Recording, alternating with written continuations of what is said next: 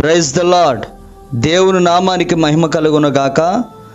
సర్వోన్నతిని కృప అనే కార్యక్రమాన్ని వీక్షిస్తూ దేవుని మాటలు ఆలకిస్తున్న మీ అందరికీ నా హృదయపూర్వక వందనాలు, శుభాలు తెలియజేస్తున్నాను.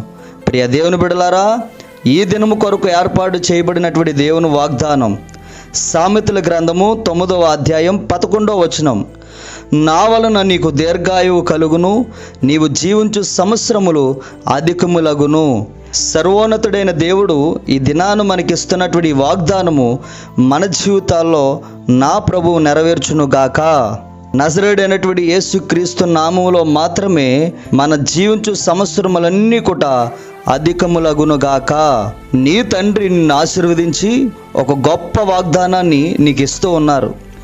ఈ వాగ్దానము నీ జీవితంలో నెరవేర్చబడును గాక. ఆమేన్. Praise the lord.